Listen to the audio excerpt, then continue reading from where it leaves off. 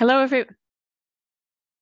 everyone. Welcome to today's webinar. We will start in 1 minute. Please feel free to put your name and the community that you're joining us from in the chat, if you'd like to introduce yourself.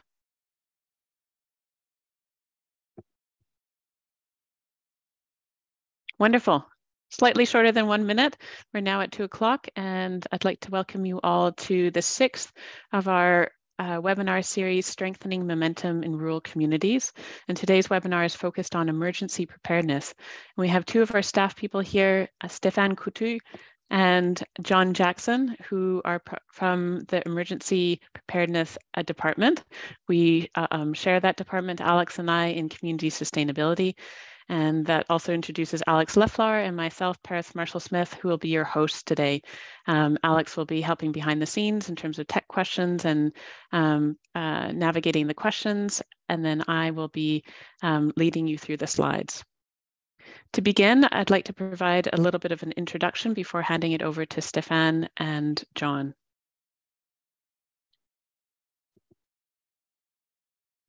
Oops. So I'll begin with a revised engagement process, which is now a few weeks old and of which this webinar series is the first part.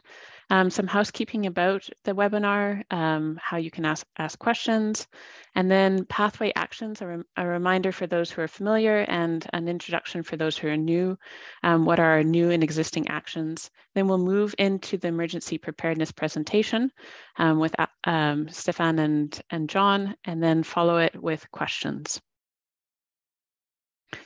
So there's lots of ways to be involved in the conversation around RDCK climate actions. You can find most of the information online at rdck.ca/climate action, and specifically in the Get Involved page, which is a new page and provides ongoing updates about the programs that are being offered. We're offering this webinar series, and so it began on July 10th and is ending today, at least this first round of webinars, and all the recordings are there, and this one will be there as well shortly. You can also find more information on engage.rdck.ca, which has launched on July 14th, and there's additional information there, including frequently asked questions and the timeline of this process. Dialogue circles, which will be running in August, and they will be in person. We'll be running 6 dialogue circles across the regional district, and we'll be reaching out to community members through in the next couple of weeks to extend those invitations.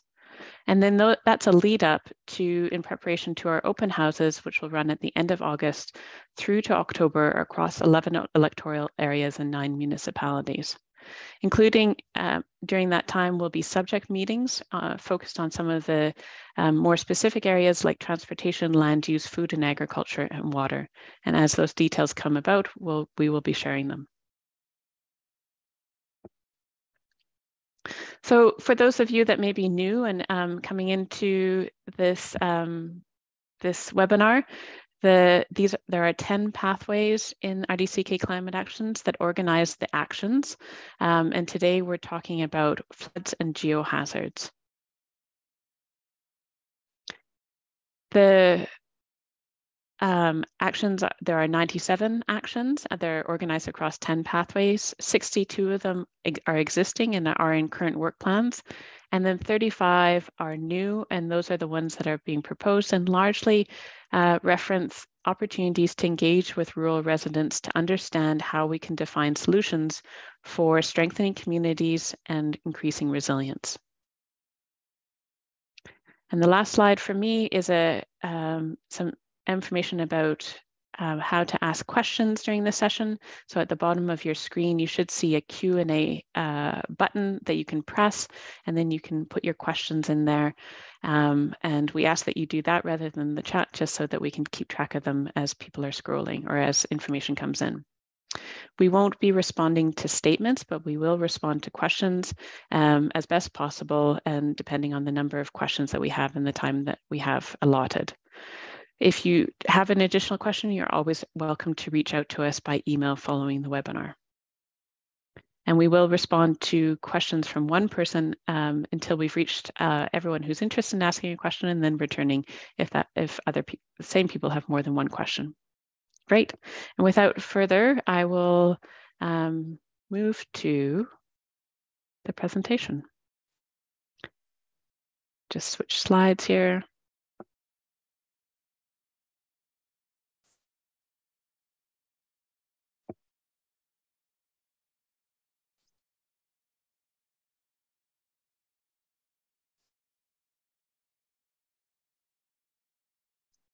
Okay, over to you, John and Stefan, and thank you very much for sharing your time today with us. Thanks for the introduction, Paris, and hello, everybody. So firstly, you've all heard the introduction. I'm here with my colleague, Steph. We're going to tag team this presentation. So we work together on the emergency management program, and we share the work. We have different roles slightly within the program. And so as we go through the presentation, we'll be talking about different parts of it. With an emphasis on emergency preparedness, which is our big topic for today. So we can go to the next slide, please. Okay, so I'm going to start with a bit of a discussion about what emergency management is.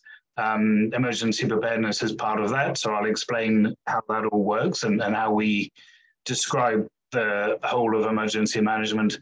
I'll talk a little bit about who does what, so what are the different roles of the different organizations that take part in being emergency prepared. Then I'll talk a bit about two separate streams of preparedness, one being the personal and family level, and then the second one, I'll give a bit of an introduction to our neighborhood emergency preparedness program, which is a major part of how residents can be prepared for emergencies, and you can support each other when those emergencies happen with a bit of preparation and planning. So we'll talk through that as well. And then we've got a section at the end just talking about emergency support services, just at a really brief high-level overview to explain what ESS is, how it works, and why it exists. We can go to the next slide, please.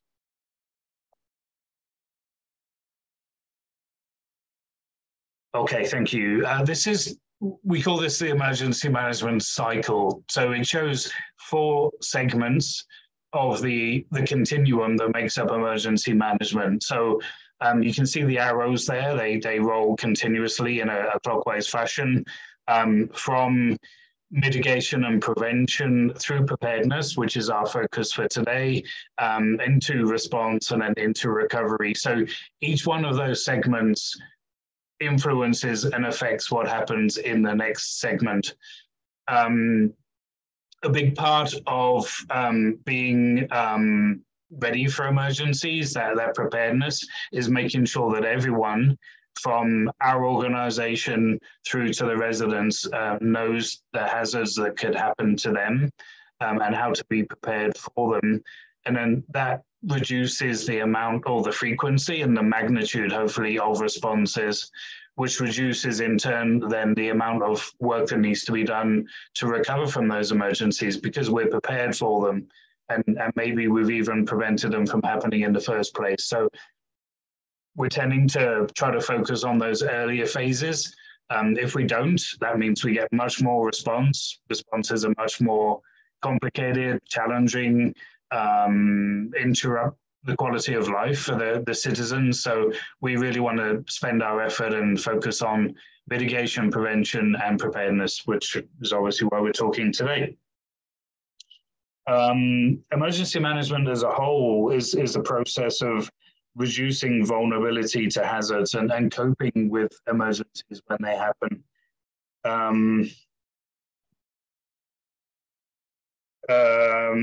When we talk about preparedness, what we're trying to do is work together to enable people that are affected by those emergencies to get back to some kind of normal as quickly as possible.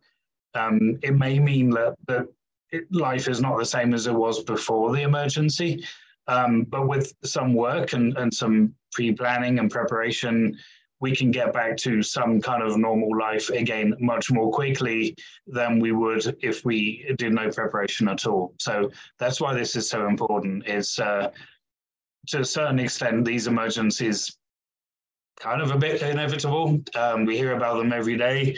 And right now, I guess the big focus of everyone is on wildfires that we're seeing all around the country and the province in particular, as well as internationally. So with that in mind, it just goes to show us that we need to make those preparations now and do that work continuously. So when or if those emergencies happen, we can be prepared for them.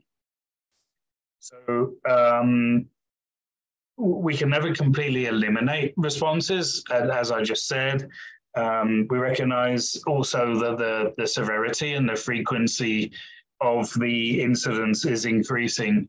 And we're told, and the scientists are telling us, that this is due in part due to climate impact. So the changes that are happening the last 4 or 5 years, the magnitude of wildfire in British Columbia in particular has been worse than ever recorded previously. So I think the message is out there. We can see what's happening. But none of us can do this alone. It takes a whole of society approach. So from the RDCK to the response organizations to our residents, everyone needs to be working on this together. And that's what we're going to talk about when we go into the different programs. So we can go to the next slide, please, Paris. This slide shows a typical timeline for one incident. So it's important just to say before we go into the detail of what this is showing us that we may have multiple incidents. We may still be dealing with the aftermath of one incident when another one occurs. This diagram is just showing one particular incident. And what it's showing us is on the left scale there, so from the bottom of the page going upwards, that's the level of effort, and it's just diagrammatic. There's no units on here, but it's showing you that over time, which is on the bottom axis, from when the event happens, which is that kind of lightning bolt, there's a major effort on response, but that's over a relatively short period. And then we get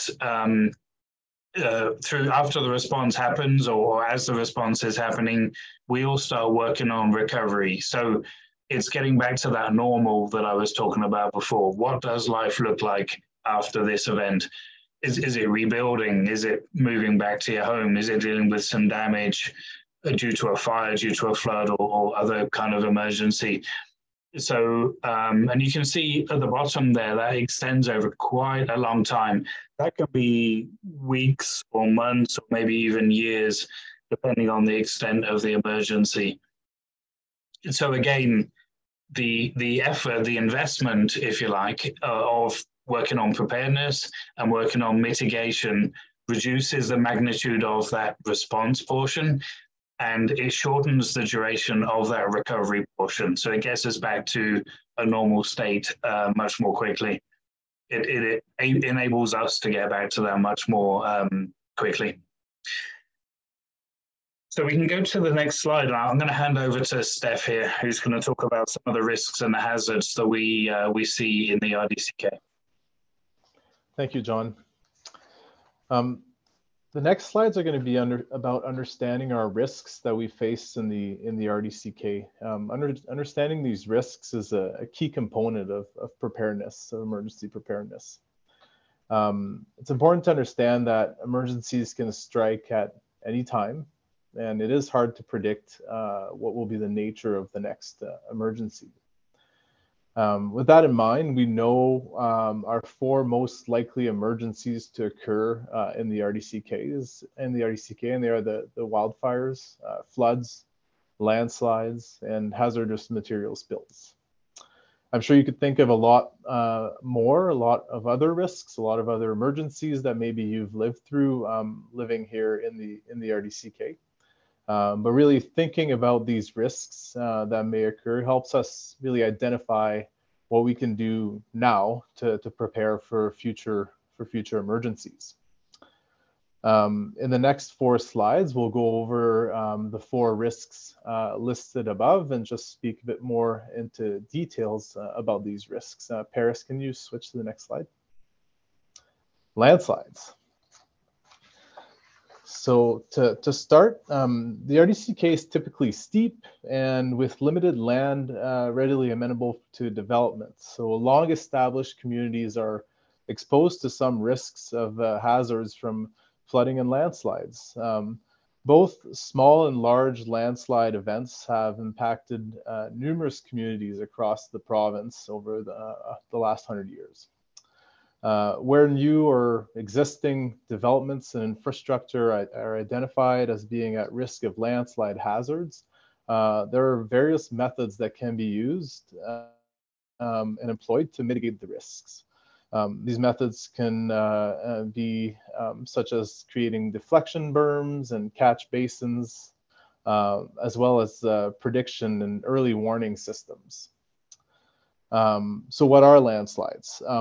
I'm not a geotech myself. I'm an emergency management professional, so I won't be able to go very deep into the details of landslides, but I'll provide a bit of an overview here.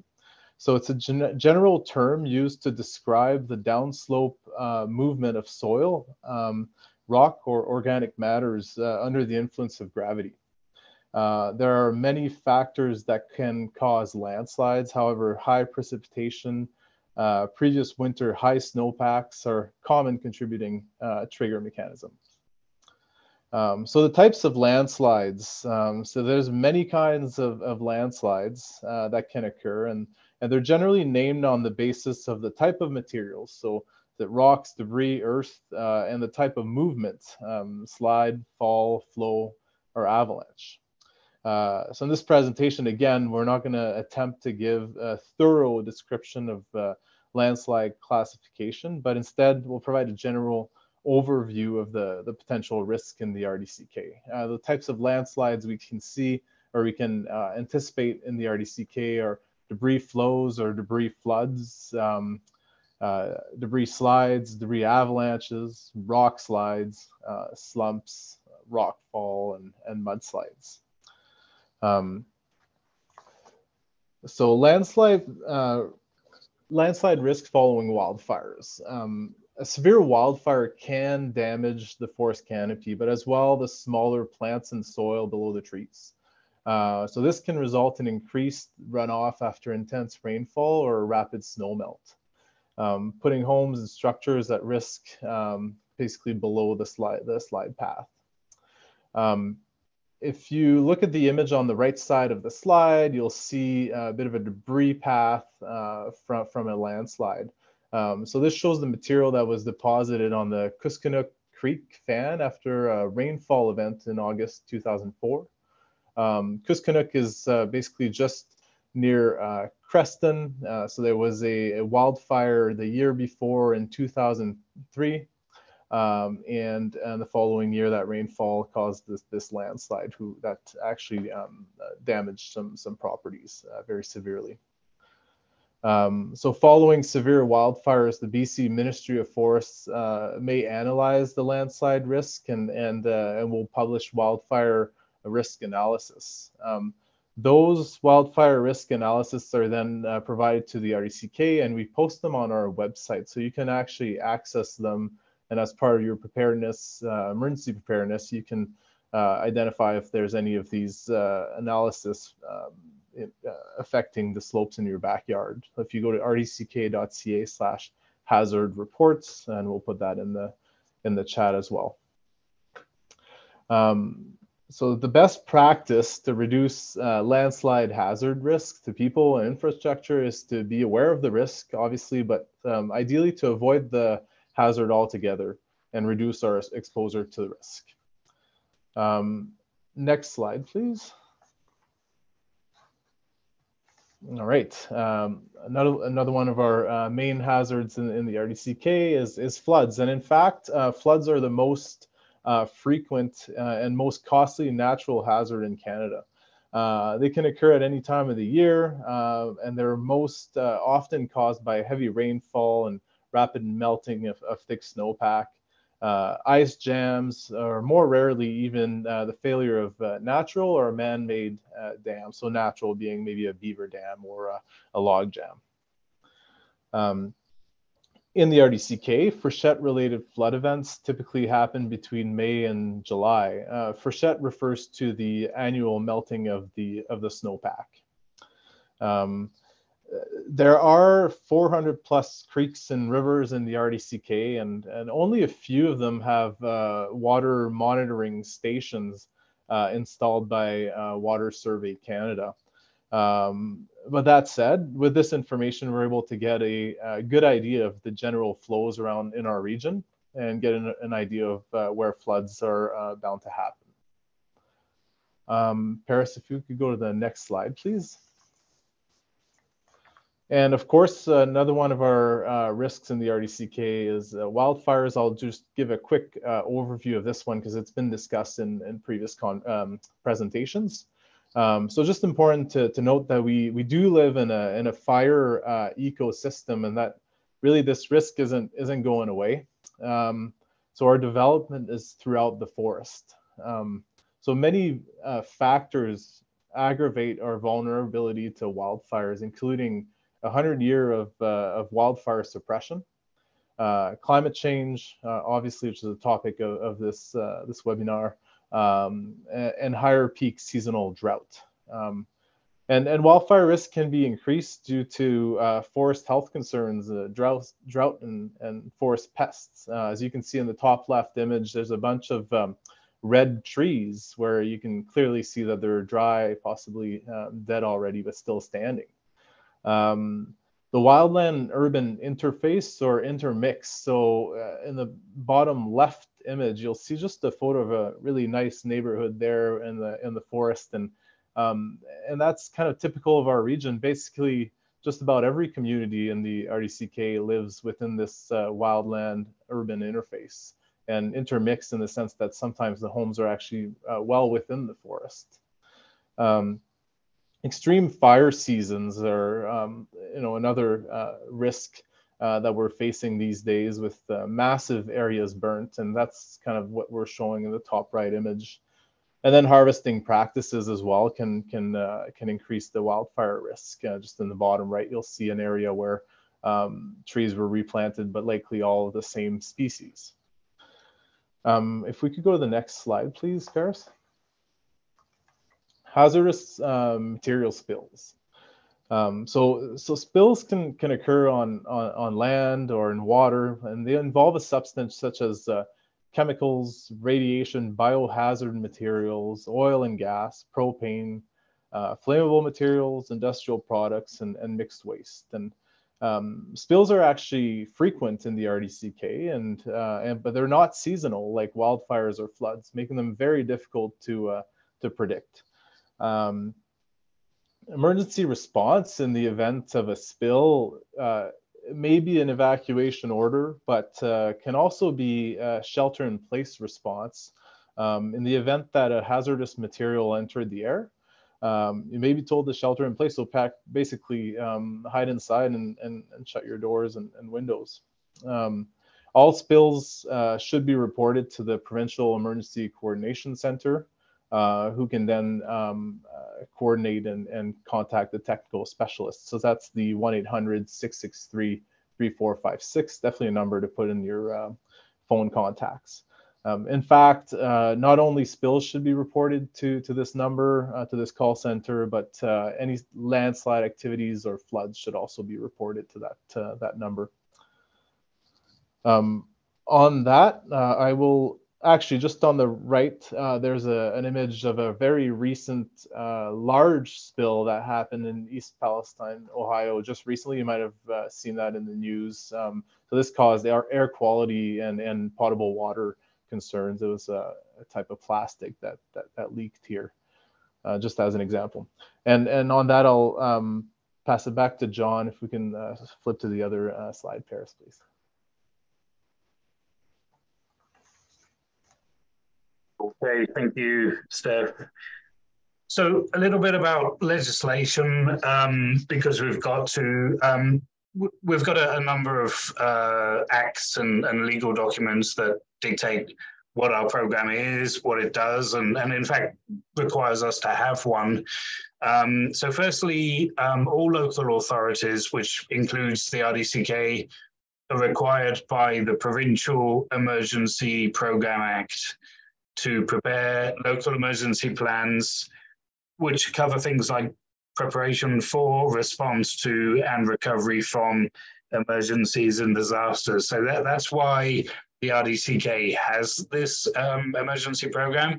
It's all laid out in the Act, what we are obliged or required by law to provide. And then on our side, we've got a bylaw. That's the number there, 2210, and that's on our website as well if you want to go and look for that. But the bylaw is what created our emergency management program, or as it's called in there, the emergency management framework for the RDCK. So those are our two key bits of legislation, if anyone would like to read them. Next slide, please, Paris. Okay, so a little bit about who does what. You heard me say earlier, and hopefully it kind of resonated, that this takes what we call a whole of society approach. Everyone has a role to play in emergency preparedness.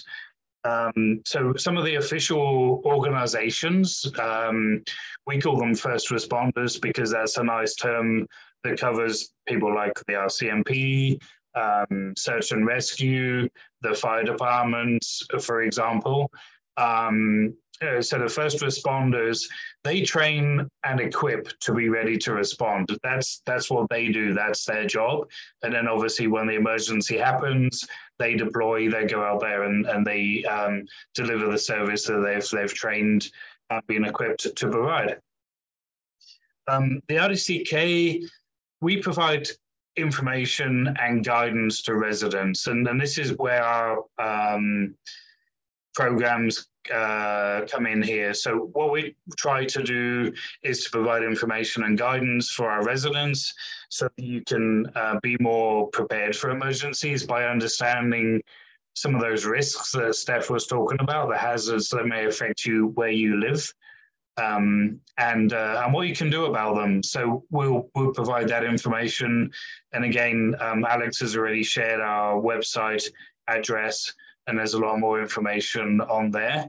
But I'll touch on a couple of our key programs in the next couple of slides here. We also ensure that our, sorry, Paris, go back, sorry. Thank you. We also ensure that our staff are trained and available to support with response and recovery.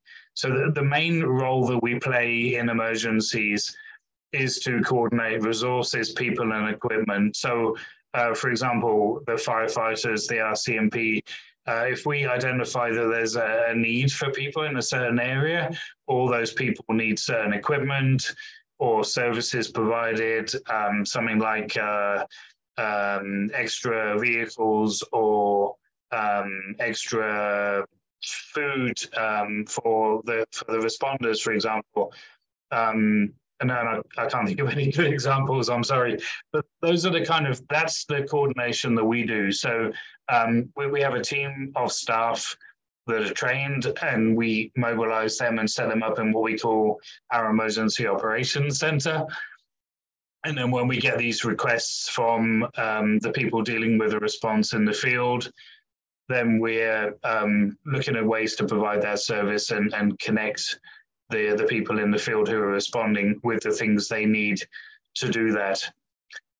Residents have a really key role as well. So, and that's why we're having these conversations. So we try to provide information for residents to be able to look after themselves, their families, and their loved ones by building plans and to activate those plans when the emergencies happen. And then we also try to encourage and support residents to work together with your neighbours to support one another in emergencies as well. And we'll talk about those two in a bit more detail in the next slide. We can go on, please. Thank you. Personal and family preparedness. So firstly, at an immediate family level, if you like. So people within your household is a good way to think about this. The key message here is to know what your risks are. And Steph spoke a bit, gave you some really good examples, but know what your risks are that could affect you in your area. And then have a plan. A key part of your plan must be, where will you stay if you need to evacuate? For a lot of the emergencies that we've spoken about today, the first way that we're going to try to keep you safe is by asking you, or in fact ordering you, to evacuate, to go to a place of safety, to get you out of the way of that hazard. So that flood, that wildfire, that chemical spill, whatever it is, it may not be safe for you to stay where you are. And so we'll have to create what we call an evacuation alert and then an evacuation order. When that happens, we strongly recommend, and I can't recommend this strongly enough, is have a plan for somewhere you can go, where you can stay outside of your immediate area if you need to evacuate. It could be with friends, it could be with family, but we recommend this. It's going to be far better than trying to figure it out in the moment. when you've got a wildfire happening in your neighborhood, if you're trying to think about, okay, where can I go now? That's really not the time to be making those decisions. So have a plan, include in there somewhere you can go and stay. And then by doing that, it makes you be more calm. When the evacuation happens, it's one fewer thing for you to think about. You've already planned it, you've already figured that all out, and then you can just go, you can implement your plan and go to that place. And it takes a lot of the stress away from you. So that being said, as the RDCK, we would never just leave you there and say, figure it out. So we have a service, and it's called the Emergency Support Service, and we'll talk a bit more in detail about that at the end of this presentation. But through that service, we can help a limited number of people with emergency accommodation if you haven't got somewhere, or for whatever reason your plan falls through. But obviously, if we had a major evacuation, we all live in the Kootenays. It's a tourist location, and the hotels are very full at certain times of the year. Like right now, if you try to get a hotel room, it will be very, very difficult. So have a plan, have somewhere you can go and stay. Strongly recommended. And then the next part of the personal and family preparedness is to get a kit. So you'll see this message in many different forms from many different organizations. So when people see get a kit, I'm going to say here, I don't recommend you buy one off the shelf. You could go to Canadian Tire, you could go to any major retailer probably and buy an emergency kit. And although they have their uses, it won't cover everything that you need. It'll be a very generic general kit for any kind of emergency, but it's not going to cover everything that you need. So I would rather you think about the things that you would need for a minimum of 72 hours for you and your family and your pets to be self-reliant, and build a kit around that. So don't, by buying this generic kit, maybe would give you some of those things, but to be honest, there'll probably be things in there that you would never need, and there'll be stuff that you do need that isn't in the kit. So it's better to think about what you would actually need, and then to build, buy those items or know where they are within your home, should you need to evacuate.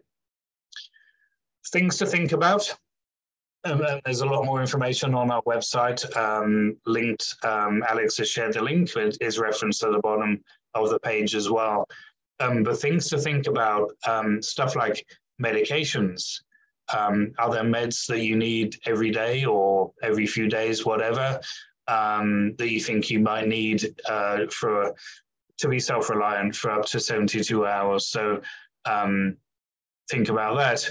Medical equipment, walking sticks, walking frames, wheelchairs, oxygen, any of those types of medical equipment, you're not going to get that in an off-the-shelf kit. Only you know what that is. Do you need batteries to run any of that equipment? Think about those things, plan for that, make that part of your preparation work. Spectacles, hearing aids, dentures, these are all things that in evacuations, in previous evacuations, people have said, hey, I forgot my glasses, I forgot my hearing aids, or I forgot my teeth. They're back in my house. Can I go in and get them?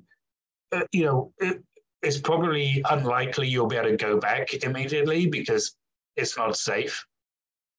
So plan for that stuff, know where it is, make a checklist if you need to. Just be ready to grab what you need and take it with you. And then other stuff which is really important, copies of key documentation.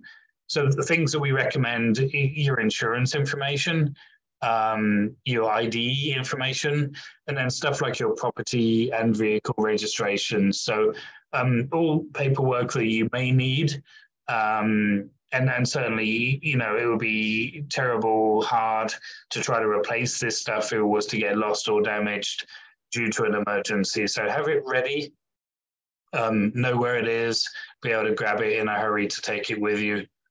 And it's also a really good idea to have a list of important phone numbers. I'm like most people now, I've got all my phone numbers programmed into my phone, but if my cell phone battery dies, then I'm not going to have access to any of those numbers again, even if I can get to another telephone. So it's probably a good idea to make a backup on paper somewhere where you can access those phone numbers if you need to.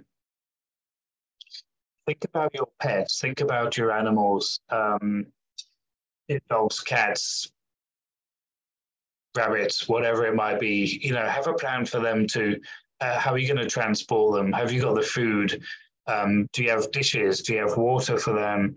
How are you going to feed them? Where are you going to take them if you have to evacuate? So have a plan for your pets. And I know that some people in the RDCK have larger animals, maybe not quite qualified as a pet in the traditional sense. But if you've got things like alpacas and llamas, ostriches, larger animals, horses, maybe, it takes a bit more planning and a bit more preparation to be ready to evacuate should you need to. So put some time into thinking about what you would do for them too. They're part of your family, so look after them. And then, like I said earlier, we've got more information and some checklists that you can download for yourself and add to. They're on our website at rdck.ca/emergency. We can go to the next slide, please. Okay, so the Neighborhood Emergency Preparedness Program, or as we like to call it, NEP, because saying Neighborhood Emergency Preparedness Program is a bit of a mouthful. So I'm going to call it NEP from this point on.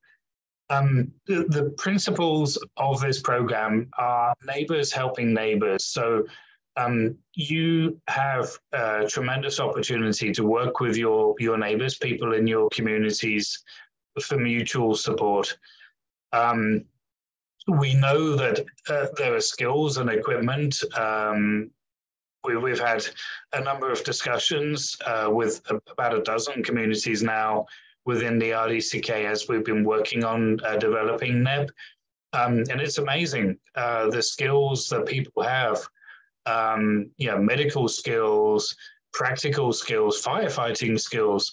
They've got equipment, some folk have got heavy construction equipment, things like that, stuff that would be useful in an emergency. So NEP is based on having those conversations with your neighbors, understanding, again, what your risks are, starting from there, but then building a plan, figuring out how you can work with each other with your neighbors to help each other as a team in an emergency situation. And it's also an opportunity to connect with other teams as part of a regional approach. So there's a network of what we call neighborhood emergency teams, or NETs, where you can be communicating with each other, asking questions about how do you deal with this particular risk, or hey, have you ever seen this sort of thing? What did you do? Learning lessons from each other, sharing good information, all of that sort of stuff. So working with your immediate neighbors, but also working with the greater community within the RDCK as part of that regional approach to preparedness. What NEP requires is someone or a couple of people, maybe from within your neighborhood, that can bring people together, that can start those conversations. You know, someone who wants to bring folk together, have the discussions, talk about what the hazards are, and build plans. Every area is going to be different. The needs, the skills, the equipment, or the assets in the community, all of those things is going to be different for each area. So that's why it's important to have these conversations. And then it turns into a social activity as well, and it promotes a great neighborhood spirit. So if you don't know your neighbors, now's the time to get to know them. And this program is a way to do that. So a couple of examples of when this is helpful. So in a response, it may be difficult for the responders to actually get to a community. So for example, if there's been a landslide, as Steph was talking about, and the roads are blocked, then the responders won't be able to get to you. So as a community group, as a neighborhood, if you can support each other through that time, that's fantastic. And it gives the emergency crews time then to clear that obstruction and to actually get to you. So you can be taking care of each other in the meantime. Other things. If there's poor air quality in an area because there's a wildfire in a different part of the region, if the neighborhood can be supporting each other through that, that means the emergency crews can focus on the active wildfire threat, for example. So you can probably think of loads of ways or loads of examples where something could happen, where it's going to take a bit more time for the first responders to actually get to you. This makes it much more, it takes away a lot of the stress, shall we say, in an emergency, because you can be taking care of each other. And there's much more information on our webpage, and there's another link at the bottom there that I think, Alex, if you could share that too, please, rdck.ca/NEP, and you can use capital letters or lowercase, it takes you to the same place. That's just a shortcut to the information about the Neighborhood Emergency Preparedness Program. And there are some resources on there. Right now, there's a handbook, for example, on how to set up a team. And there's a template for a neighborhood plan that you can download and use that to build your own plans. And we'll be adding to that as we grow this program going forward. Thank you. Okay, we can go on to the next slide. I'm going to hand you back to Steph for this one. Great, thank you, John. Emergency response in the RDCK. So first of all, when an emergency occurs, site responders such as fire, police, ambulance, public works, engineering, utilities personnel would respond. In most cases, these responders have the resources to effectively deal with the immediate needs of the emergency incident. When required, responders are supported by their departments or agencies to effectively resolve the situation. In most cases, the support is provided through the regular management process. And But during larger complex incidents or when major events strikes, the supporting department or organization may activate an emergency operations center, an EOC. This would be in order to build capacity for site support and consequence management. The EOC serves a critical role in every phase of emergency management, from being the hub for all coordination during an incident to facilitating and directing recovery and cleanup. In the RDCK, the EOC is staffed by regular RDCK staff who are trained in specific EOC roles. So now, EOC responsibilities, ensuring that policy and strategic direction is provided, establish site support for the incident, collect, evaluate, and disseminate information, provide information to the public, coordinate agencies and operations, provide resources, and establish and maintain internal and external communications. In the EOC, we have standard response goals. So every decision that we make are based on the response priorities.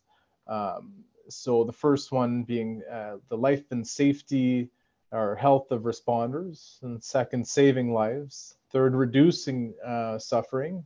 Fourth, protect public health. The fifth, protect critical infrastructure.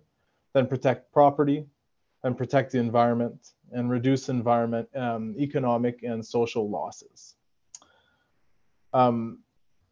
When we respond to emergencies in extreme conditions, we may proceed with evacuations. In that case, the head of a local authority may order a partial or total evacuation of a community. So evacuating residents is a risk management strategy, with removing people from an area of imminent or actual threat to an area of safety in order to reduce the loss of life and the chance of injury. In response to evolving emergencies, the EOC may publish evacuation notices. And when the situation permits, a strategic evacuation is the preferred method, where an evacuation alert is initially published and potentially followed by an evacuation order, and finally by an evacuation rescind. Now, under the BC Emergency Program Act, evacuation orders require that an official state or local emergency be declared and signed by the head of the local authority. That is how the local authority accesses these extraordinary powers that will force an evacuation. If a hazard requires immediate action, the incident commander or any authorized first responder at the scene can order a tactical evacuation of persons with no formal documentation. That's where search and rescue, for example, would come knock on your door and ask you to leave immediately due to a hazard. The decision to order evacuations are always made based on the recommendation by a subject matter expert. The subject matter expert may be the incident commander, such as police or fire services in the field, but can also be technical experts, such as a geotechnical engineer or a hazardous material specialist. It's very important to keep in mind that residents should always obey evacuation orders. So although we do encourage residents to always maintain situational awareness, and understanding their risks. When we move from an evacuation alert to an order, authorities base their decisions on information that may not be available immediately to the public, which means your situational awareness may not be as good as you think in that moment. When people choose not to evacuate during orders or evacuation orders, they not only affect the ability of the authorities to respond to the actual emergencies, but they also put the safety of and potentially the lives of the responders at risk if they require rescuing. So following emergencies and evacuations is the recovery period.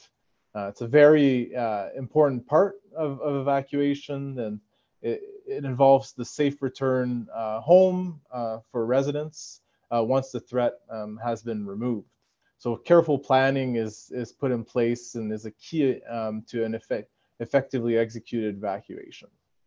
It's important to note, and John did speak about this at the beginning, that the recovery period can take a few days, but it can also go on for a few months and even years, as we've seen in BC for different emergencies. On that, I will give it back to John to speak about emergency support services. Can we switch slides, Paris? Yes, and just to note that we are at time now, so about 1 minute for the last slide, if that's possible. I'll talk as quickly as I can. Fantastic, just so we can leave some time for questions. Oops, lost you.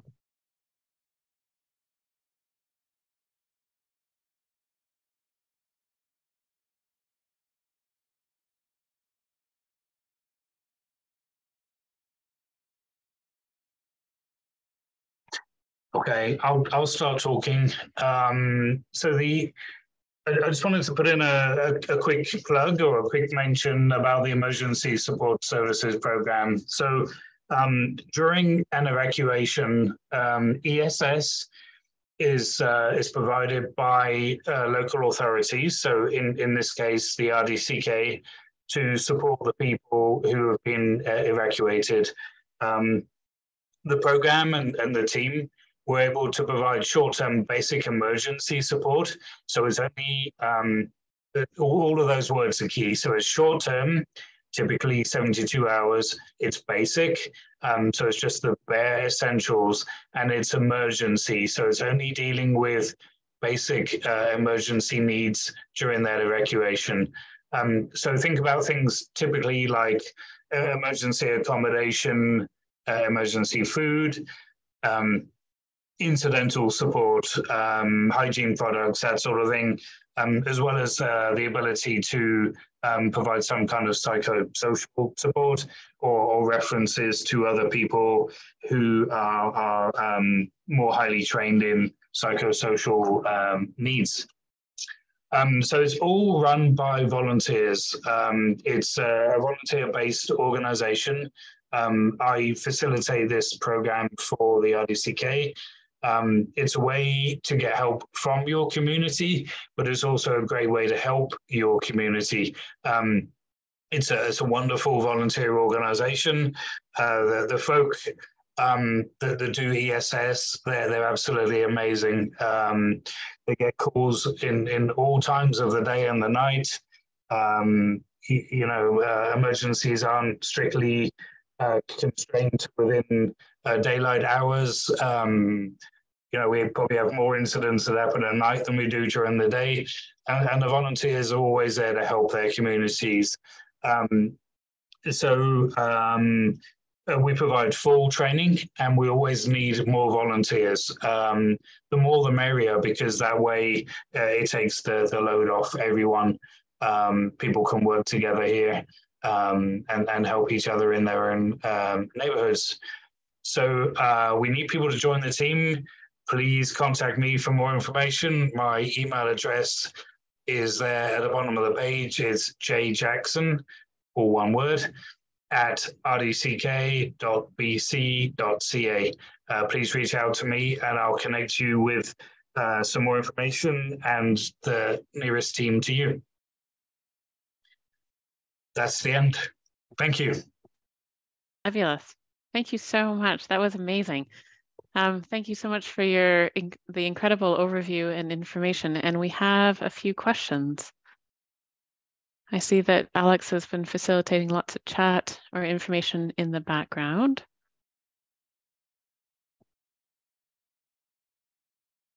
We have one question, and I think you did go over this, Stefan, about evacuations. And could you give some more information of what evacuation alerts versus evacuation orders, and whether or not they're voluntary or mandatory? Absolutely. They are mandatory. And so the evacuation alert during a strategic evacuation, that's where we have the actual time to go through the process and put out an evacuation alert. That's where we will notify you that within short notice, we may require you to evacuate your property for safety reasons. This may be followed by an evacuation order, which is the official document, the official order where we actually, where it's actually time to leave your property because the danger is imminent. We publish these using multiple ways. When it comes to the order, the first responders will go door to door and notify you. We do send an emergency notification via our notification system that's available on our website. And we'll do media releases as well to make sure that the media picks up on it and distributes the message over the radio or other channels. Fabulous, thank you. And here's a question also, and I should note that that question was from Amy Andrews. Thank you very much, Amy. And here's another question from Amy, as I don't see that, oh, there is a question from Nancy. I'll just respond to that one after. Nancy, thank you very much. You mentioned, John, about making preparations for your pets, and that in many cases, families across the RDCK also have larger animals that they're responsible for too, for farm animals. Can you say anything more for moving farm animals and what's been done in the past, or what the level of preparation is by community? We tend to think about three categories of animals and emergencies. So the smaller domestic animals like pets, cats, dogs, rabbits, and so on, they tend to be supported more locally with people like the SPCA or local animal welfare organizations. If an animal is in danger or needs help, we can often engage a group like that to go and provide some kind of assistance. Obviously, it's far better for people if the residents, the people that care for those animals normally has a plan and is ready to take care of the animals themselves. But in extreme circumstances, there are groups that can help. At the other spectrum, so if we're talking about farm animals, larger commercial farms like dairy farms and so on, they're supported provincially through the Ministry of Agriculture. And I can't really talk to their programs. That would be a question for the ministry. But they have preparedness programs of their own where they work with farmers to develop plans and put resources in place to support those folk with the larger commercial herds, for example, commercial farms. Somewhere in between those two groups, we've got the larger animals, which aren't quite domestic pets, but they don't qualify as a commercial farm. So, for example, there are a couple of real examples here. People that have got a couple of llamas, or maybe a llama and an alpaca, they live out in the backfield. Well, at some point, they had a trailer which they borrowed to bring the animals in, and they've been living there quite happily. But now they're exposed to a hazard and they need to be evacuated. They tend to fall in a gap there between those two organizations.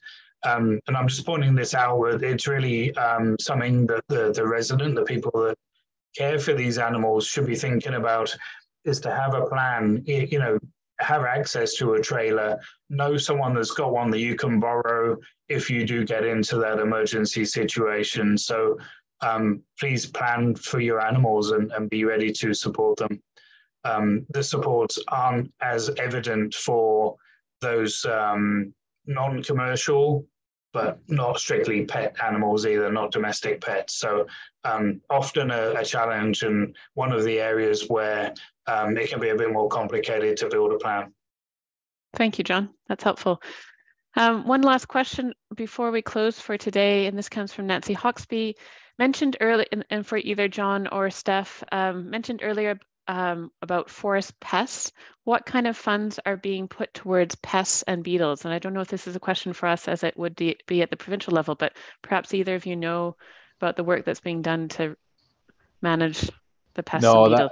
Sadly, it's not one that we can answer, Paris. Potentially through our wildfire mitigation program, but not really our line of expertise. Thank you very much. Yeah, go ahead. Sorry, John. Sorry, perhaps all the Ministry of Forests may have some more information about this. Yeah, wonderful. Yeah, we don't have any jurisdiction over forests, and so while we do deal with some of the challenges that result in living within a forested landscape, and of course the opportunities as well, we don't manage how that land is managed. So that's at the provincial level. Thank you very much, Stefan. Thank you very much, John, for your time today and for the excellent information. This is going to provide an incredible resource for people to go back to, I imagine, and view again.